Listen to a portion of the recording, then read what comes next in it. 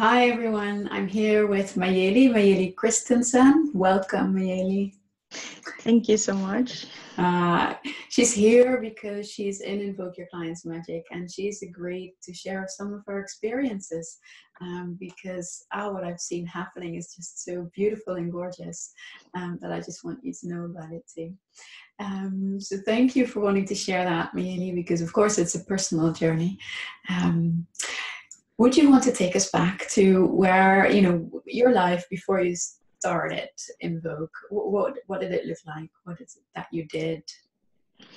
Well, I did work as an accountant, and I still do. And I do have a lot of clients that reach out for me for guidance around their business, how to proceed with business, and also how to make it prosperous. And I've seen a video with you on the internet just presenting soul-based coaching, and I was really drawn to that. So I thought that this could be a really good thing to learn in how to, so that my clients can, just draw out what they need to do to be prosperous in whatever they're doing. I remember that first time you contacted me and we got to do a little bit of conversation, and it was like, oh, you're an accountant. That's so exciting. Gosh, if there's an area of life that needs more soul and more people to be able to connect to it from their souls, oh gosh, that's it, isn't it? Like, and especially women getting a different relation with their prosperity is like such an important thing for us all to rise.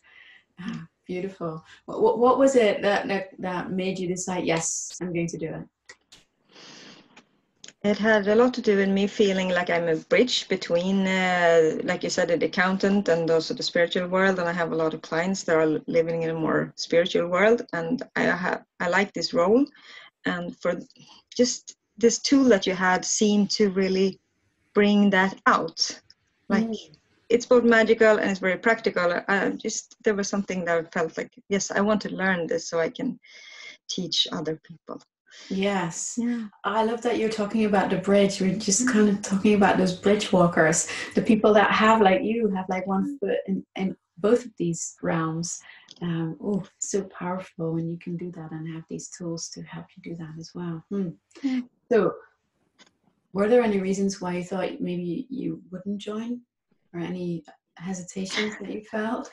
The hesitation was the money for me as well, because that's a lot of money to take on the course that I couldn't really, maybe, I don't know.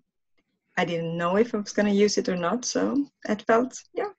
And then it was like also in the moment where I just knew that, I'm going to do this. It's going to work out.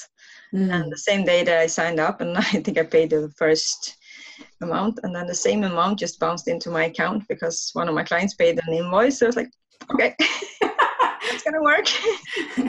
I just love that. I hear that so often. It's just gorgeous the way that it lines up when you kind of take the jump. That it, of course, no guarantees. We're not in a business of guarantees, but it's just beautiful synchronicity, isn't it? Yeah.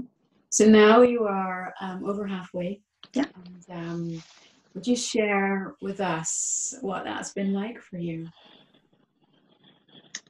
It's been really transforming in a very beautiful and easy way. I've done a lot of work with myself through the years, since the millennium or something, and this is the first time I encounter something that is pleasurable as I'm going into it and as it's going on. And I don't know how it works. It just seems to really work with me. So I've freed a lot of mental blockages and unravel like the truth about myself to embrace it in a new way. So it's been transformation. Very subtle and genuine transformation. Beautiful. I'm just taking a moment to have that sink in, because it's a lot that you're saying in just a few sentences. Proof that transformation can be easeful and it can be pleasurable. It doesn't have to hurt. You don't have to relive trauma. It doesn't need to be hard. No. It's still emotional and it's deep, and still not, I never felt lost. like I sometimes do in transformation, because when I come to the stage where it is about to transform, it becomes really vast and unsecure, and it's like the structure's kind of dishevel, right? Yeah, and you can't see the new structure, so you kind of just like this, and it hasn't been scary in this context. I still felt these places where I don't know, and this way to explore that is really beautiful. It's okay to hesitate. It's okay to take a moment and still feel in, and it's become really easy to just follow. Gorgeous. And it has also been, for me, I found myself again. I found this place that I lived in when I was a little girl. I was in this place so much. It was like my second home. And I kind of left it behind a bit because, growing up, not being so magical and all that stuff that needs to be done. And so this is really great to find that this place is actually the place to be. If I want to live my life and change my life, even my physical life, it kind of ripples into that. So that's great. Beautiful. And is this related to what you were saying the other week about how joy was sneaking up on you in your life? Yeah, it is. Is there anything else about that sneaking up of joy?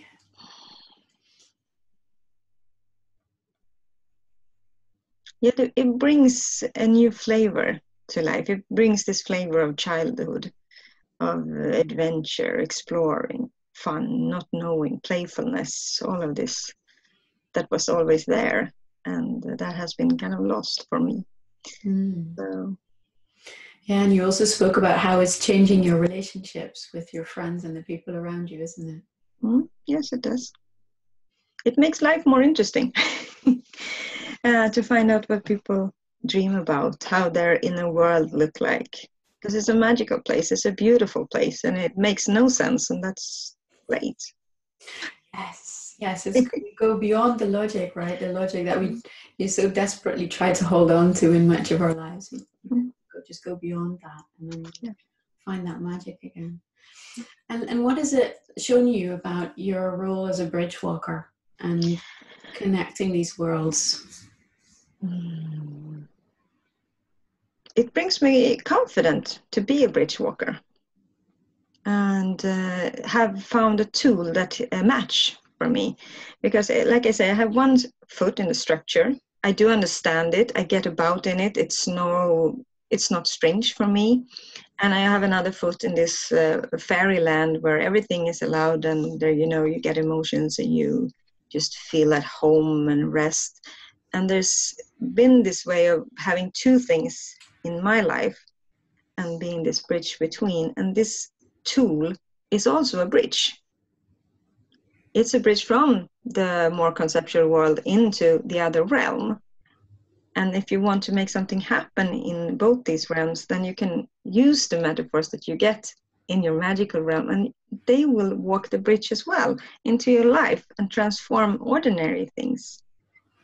Yeah. And that's the magic, isn't it? Yeah. Of spending time in this inner world and working with these metaphors, we see them crossing over into ordinary life, into very practical choices about what do I do with these expenses, or how do I relate to my debt, or how do I relate to growing my revenues. All of these questions that people come to you with, all of them are I would say fed by the inspiration that their soul knowing has, which is very different from the kind of standard accountancy answers that might come otherwise. And I've also seen, for me, like when I worked with remembering, that I found it really, really hard to remember what somebody said to me. And this is something that's gone on all my life. Every time there was a question in school or wherever, I didn't have any because I just blanked. I didn't remember what the question I had.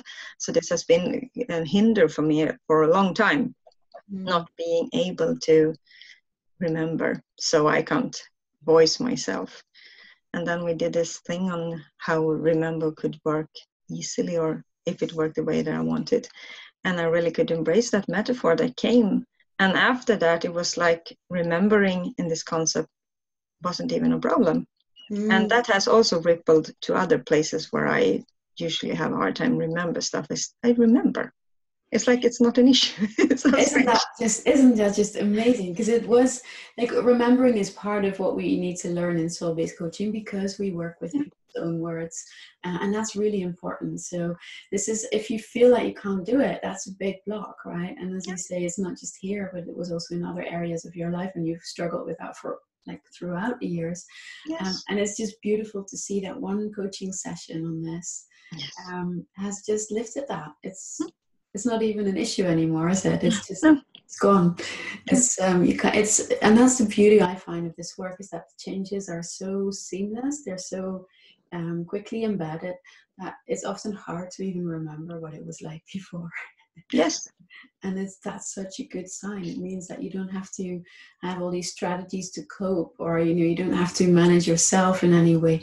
It's just not an issue anymore, and that's it. Yeah, because it changes me.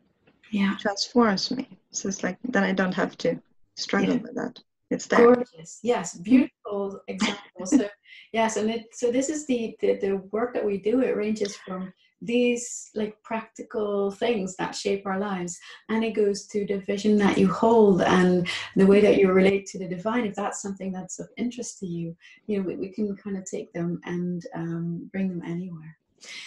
Beautiful, Majeli, thank you. So people that would want to know more about you or your story or what you can do for them, let's just start. Majeli's a great person to work with. I highly recommend her.